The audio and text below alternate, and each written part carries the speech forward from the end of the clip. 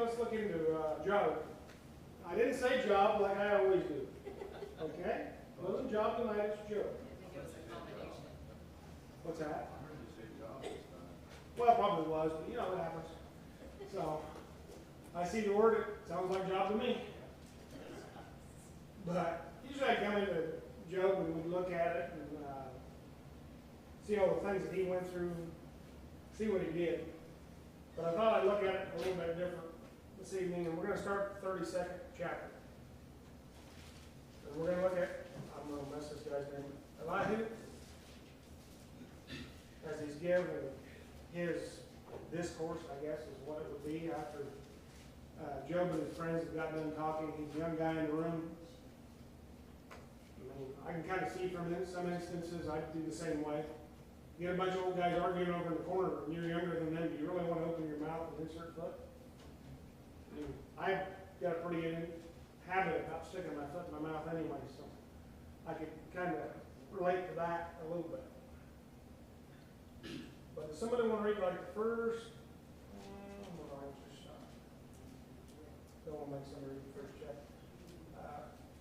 1 through 9 of chapter 32, please. Then these three men ceased answering Job, because he was righteous in his own eyes. But the anger of Elihu, the son of Berechiah, and the Buzite of the family of Ram, burned. Against Job his anger burned, because he justified himself before God. And his anger burned against his three friends, because they had found no answer, and yet had condemned Job. Now Elihu had waited to speak to Job, because they were years older than he. And when Elihu saw that there was no answer in the mouth of the three men, his anger burned. So Elihu, the son of Berechiah, the Buzite, spoke out and said, I am young in years, and you are old. Therefore I was shy and afraid to tell you what I think. I thought age should speak, and increased years should teach wisdom. But it is a spirit in man, and the breath of the Almighty gives them understanding. The abundant years may not be wise, nor may elders understand justice. That was it. You're good. In fact, I'll pin that so I know. Otherwise, I'll have to read it again. What do we notice there? There's a couple things. First couple verses there. And I think people, myself included, sometimes you think you're right and you're wrong.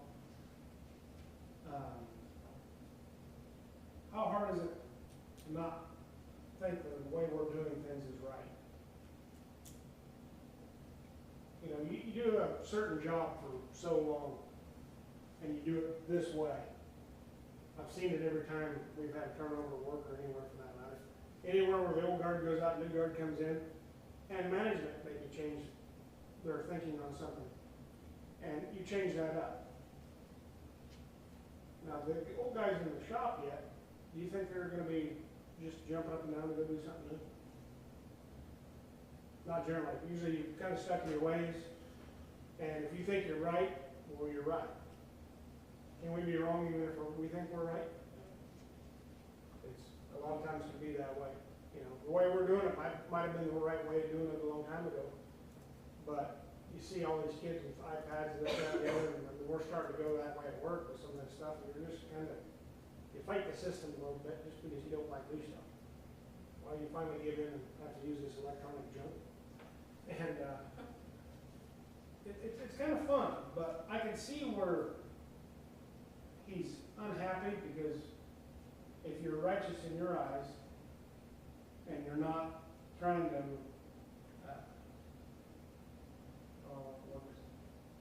justification side of things, you know, I'm right because I'm right. I'm not right because God states things happen this way. I think you've been better off had he been saying, okay, this is, you know, God's, not his doing on what had happened to him, but God's hand is in everything. You know, if we fall down, picks us back up. You know, it's just because something bad happens to us doesn't mean God did it. a lot of times it's there to test us to see where our strengths lie or don't lie. And then it's up to us whether or not we want to fix something that needs fixed. But there's, you know, there's three friends who are saying, you must have done something wrong. And Job says, but I didn't. And so, I mean, he wasn't being stubborn. He was like, your answer that you're giving me doesn't make sense because I haven't done anything to deserve this from God. You're saying I've done something wrong. And so he was just standing his ground, you know, which is, I mean, he was correct. He really was. And it's kind of amazing that he was going through all this, miserable, and he has to argue with his friends about his righteousness, basically. It's like, no, there's nothing that I've done. Can you imagine us trying to do that? I don't know. We'd probably be overcome by our peer pressure, you know. So Yeah. Well, a lot of times that's what happens. You get enough people saying you're doing something wrong, you stop and you think about it. You know, some of the things that Job had said prior to this is like, you know, I'm just ready to be done. You know, at least I get comfort that way. I'm not getting. Well, it's really what, you know, you think all the things that Job lost and the way these three friends are treated. You know, I can see why this Elihu was unhappy with the whole situation because they really weren't looking at what had happened and saying, hey, this is a test versus Job, this is your fault. You did something to cause this. It's got to be your fault. You know.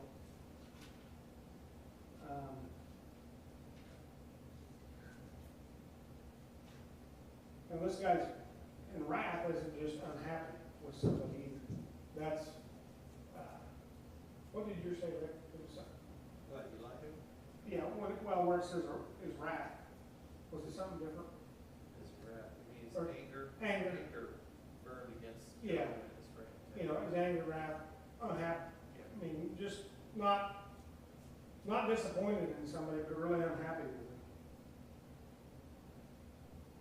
But yet, you'll also look into here, and he's at least smart enough to know that, tell these guys, hey, I might be younger than you, I might not be as experienced, but sometimes the wisdom doesn't prove out. Sometimes the, I don't want to word it. Sometimes the old men just aren't right. I guess that's the easiest way I can say it. You know, I've been down the same road, you know. Two girls, and I've been out here and they'll tell me something, and they'll be like, well, you didn't tell me to do it that way. I told you to do it that way, you didn't do it, and no. Well, we did it this way. You didn't do it right. Or he explained to another guy that how to hook on a bell fork off the back of a tractor. And he's trying to hook on the bell fork that goes on the front of the loader. And you stop and look at that for a second when you're talking to him on the phone. And you're like, well, I put the pin in the top. Common wisdom, you line the pins up, everything goes together. When they start talking to you about east and west, north and south, and then horizontal, perpendicular, I was like, I got the camera. I'm a little bit slow here. You're going to either have to FaceTime or we're going to do something different here. I said, just wait till I get home. You're confusing me. And then it dawned on me what fork he was trying to hook onto as it finally clicked. And that's what I'm saying. Sometimes the older age or those that have been there for a while don't always get it right. It's just like, oh, yeah, no, that will never work. So sometimes you learn something every day. I do like where in verse 8, where Elihu says that the breath of the Almighty gives him understanding. You know, if it was just up to man, how many of us would be smart? Now think about that, it's a double-edged sword. I said there could be two different meanings in that. There you go. You know, everybody would be smart. You know, we'd all be rocket scientists. You know, some of us can't tie shoes, but we'd still be rocket scientists. You know, you see people like that and you just kind of shake your head. That's where verse 9 comes in. For great men are not always wise, nor do they always understand justice. How so? I'll throw you a Kathy question. I'll just ask you what you mean. You could be a good person and do good things, but you may not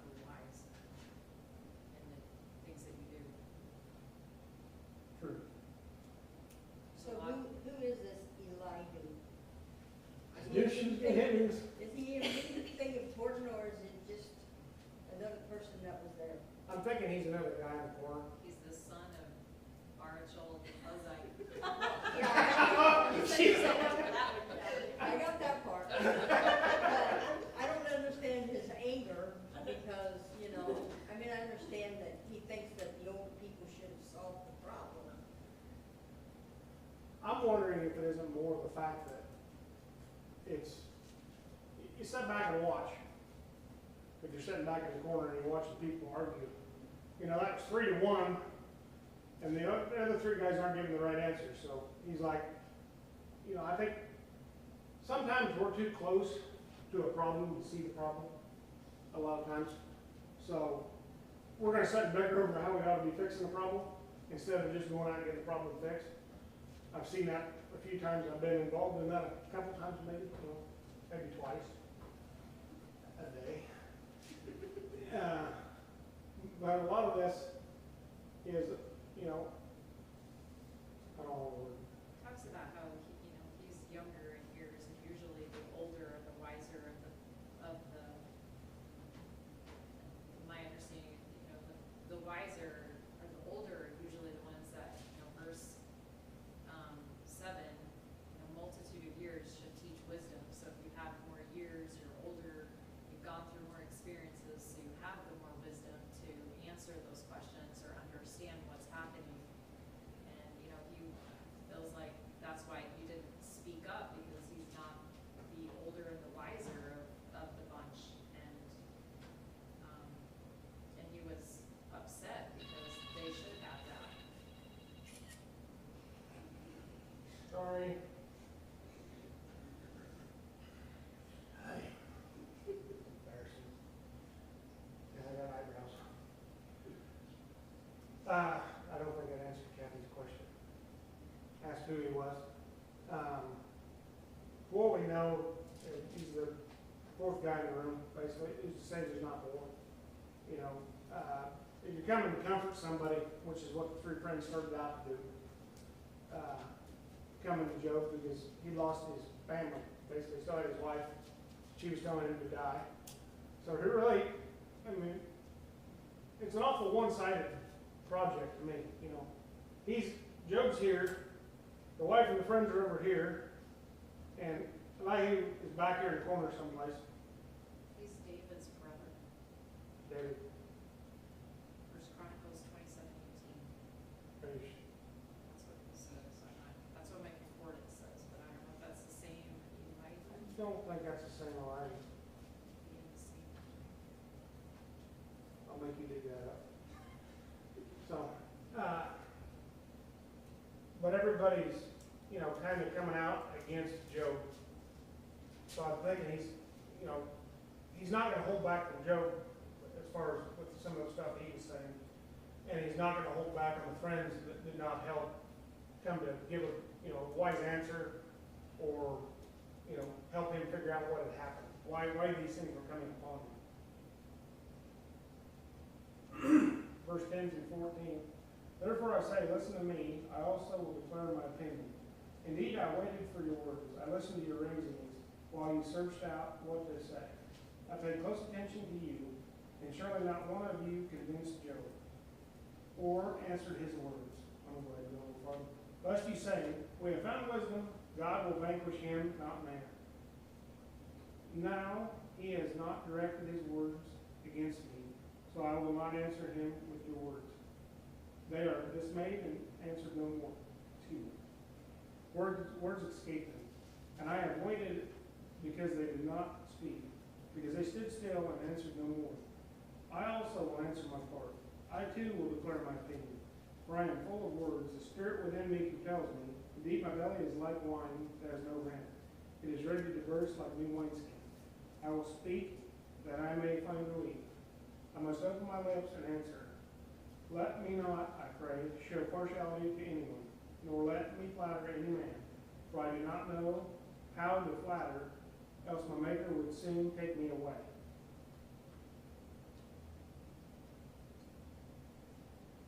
What do you think before I say something? Well, it's just like you said, you're sitting there listening to a dispute, and you just can't hold it back anymore. You just gotta say what you need to say. Just say your piece. Yeah, because you feel like, you know, they're just spinning their tires. Yeah. I do like the back end of that, where, you know, he's not there to flatter. You know, he wasn't there to say, Andy, you've done a great job, there's nothing you could do more, you've done everything you could do. He's like, I'm not picking Aaron's side, I'm not picking anybody else's side, Andy's side, nobody's side. You know, I'm gonna state it the way I view it needs to be stated. And go with what God's wisdom, what I have of God's wisdom, and answer the questions, that, you know, say the things I know to say to what you've already spoken of. Did I mess that all up? Pretty much, I'm getting some, yeah. All right. I don't think I'm right. I don't think you're right either, but I wasn't gonna say that, I'm smarter than that. That's where the wisdom side comes in. Couldn't help myself. Another thing I do notice, in verse 14, now he has not directed my words against me, so I will not answer him with your words. You know, Elihu was smart enough not to go and rehash with the same wording that the other three had used. And I can go back and get over names, but I ain't gonna mess it all up anyways. We'll just say the other three for time being. He didn't think that they were right, their answers. You know, they really weren't looking for the root cause of things. And he wasn't going to use something that wasn't, I don't want to say not reliable, but you can tell by the way he's talking, things that have been said weren't very good. You know, there was no good answer out of anything these guys had taken. You know, on the fact that it was God's doing and Job's fault and Job sinned and this, that, and the other. You know, it had nothing to do with them. Somebody want to read the first 7 verses of chapter 33, please? Wherefore, Job, I pray thee, hear my speeches, and hearken to all my words. Behold, now I have opened my mouth, my tongue hath spoken in my mouth. My words shall be of the uprightness of my heart, and my lips shall utter knowledge clearly. The Spirit of God hath made me, and the breath of the Almighty hath given me life. If thou canst answer me, set thy words in order before me. Stand up. Behold, I am according to thy wish in God's stead. I also am formed out of the clay. Behold, my terror shall not make thee afraid, neither shall my hand be heavy upon thee. Okay. What's he saying now?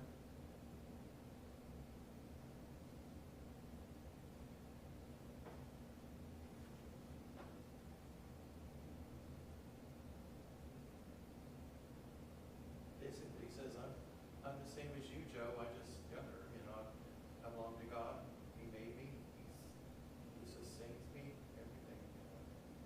So, The spokesman part's the part I kind of like. You know, the fact that he's going to step up and speak on Job's thing, you know, he's willing to say, hey, Job didn't do anything wrong. You know, deserving of what he'd been, the punishment he had received. and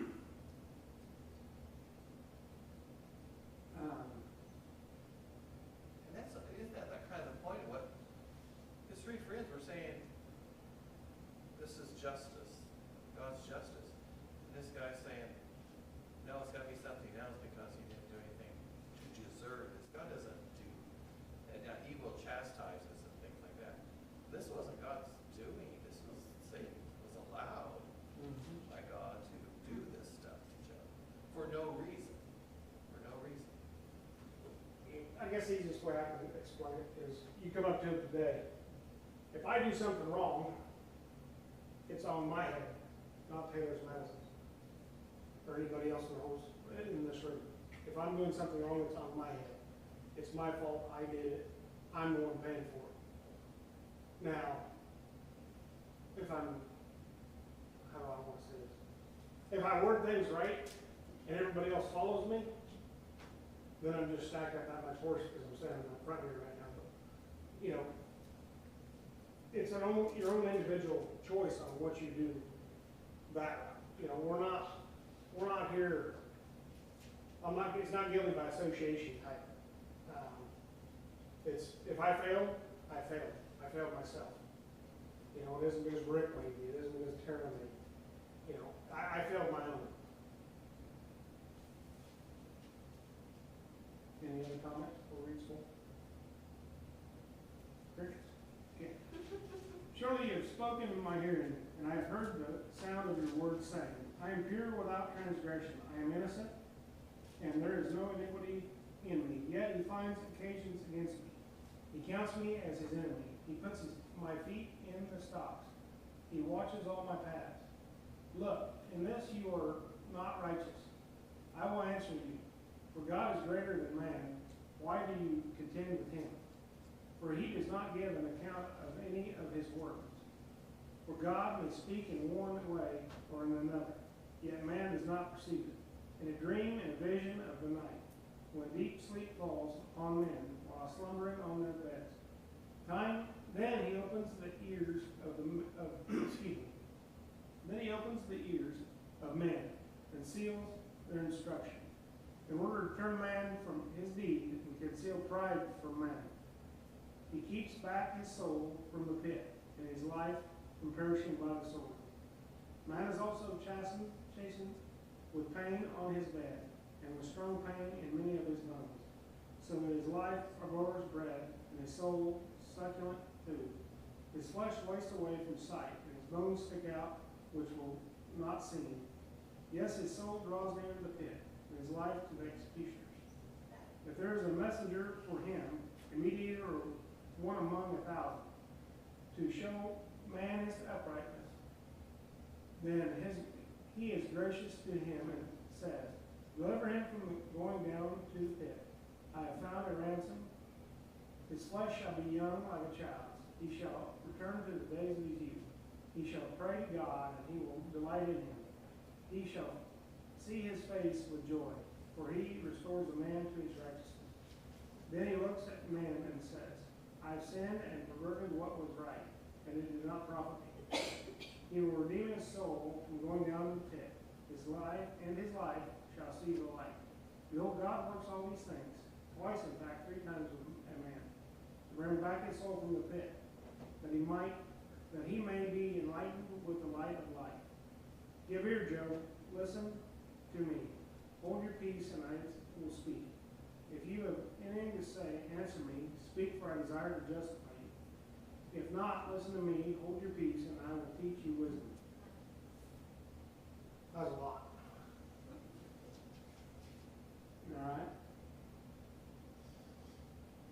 So what's he trying to tell him?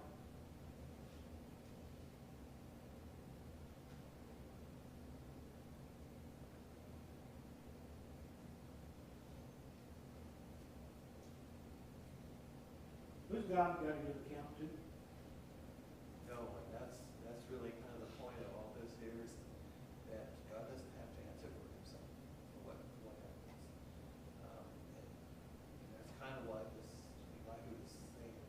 You're wanting God to explain this himself, and God doesn't have to. It's kind of interesting. The youth sees that. Yeah. It's kind of like, do you realize who you're dealing with? And kind of when he's saying to Job in 3, he's like, this is God. He's everything. I like how the front part of that seems to be more aimed at the other 3. You know, this is this way, this is this way. And then he jumps over to Job and says, hey, you're giving me nothing. What do you want me to back you up with?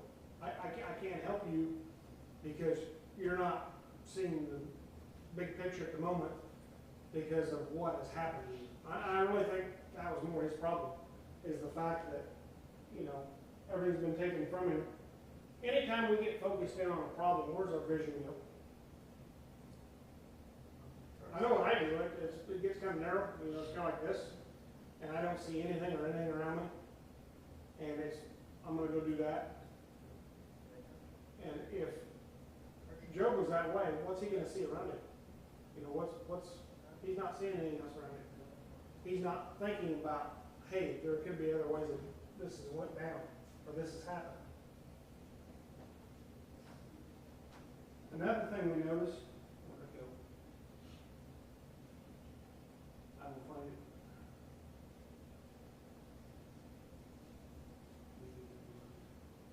But see, Job did stand up for himself, Mhm. but everything he stood up for showed that he was doing it right. And even this Elihu, who wanted to stand up for him, felt like there had to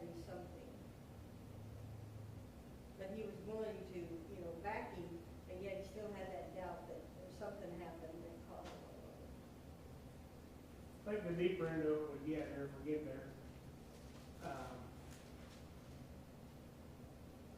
we'll get to some of what Job's problem actually was on that, the reason why, because God hit him with it later, but I won't hit that just yet. I don't think, no, we got 5 minutes? Okay, we'll probably won't get that far, so I'll just rattle it off now. What do we notice?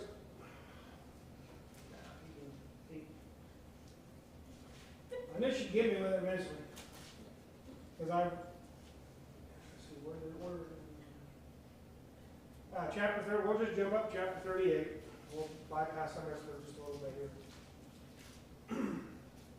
And I'll give you the answer to what some of that stuff was. Chapter 38, I'm going to go through the first few verses until I run out of from. Then the Lord answered Job out of the whirlwind and said, "Who is this who darkens counsel by words without knowledge? Now prepare yourself like a man. I will question you, and you shall answer me. Where were you when I laid the foundations of the earth? Tell me if you have understanding. Who determined its measurements? Surely you know. Or who stretched the line upon it? To what were its foundations fastened? Or who laid its cornerstone? When the morning stars sang together, and all the sons of God shouted for joy.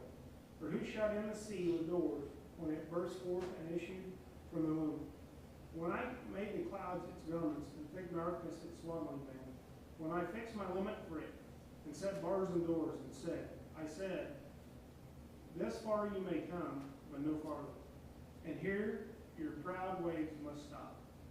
Have you commanded the morning since your days began, and caused the dawn to know its place, that it might take hold of the ends of the earth, and the wicked be shaken out of it?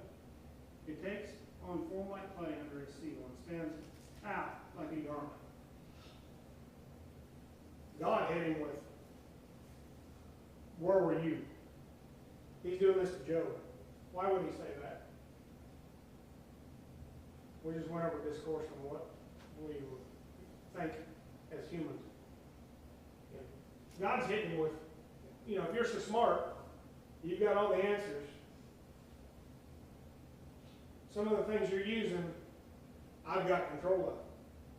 All the things he said here are, where were you when I built this? Where were you when this was set? Where were you when I made the earth? Basically is what it amounts to. When I put everything in order, where were you? What do you know of it? And God hit Job with that. And then about, was it another chapter back? Verse 40, or chapter 40, sorry. And I'm going to start verse 3. Then Job answered the Lord and said, "Behold, I am vile. What shall I answer you? I lay my hand over my mouth. Once I have spoken, but I will not answer. Yes, twice, but I will proceed no further." He'd answered, and then decided he wasn't going to answer anymore.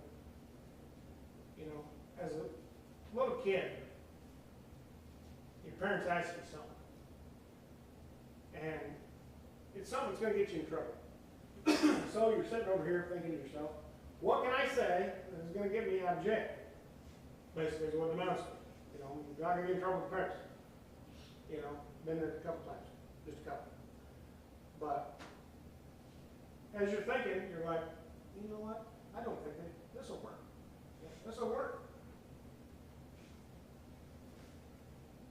Whatever it was just went down over the hill by itself. I didn't touch it. Or, the cake you weren't supposed to touch to eat. The center. And if anybody knows me, knows I don't like the edges of a cake. But usually the middle of the cake that I go after. So most people start at one end of the pan and go to the other, at least Grandma did. And I started in the middle of the pipe. They take an end off, so I just started at the center. That's the good part. The rest of it ain't worth eating. But that is the case to get you in trouble. Well, you got to look and see who you can blame to get you out of it. That works until you have chocolate all over you. That doesn't end so well for you. So I've done that a couple times. But here we see Job, his hand in the cookie jar type of a deal. Because to his friends, he's righteous. And he was. It wasn't that it was Job's fault that he was where he was at.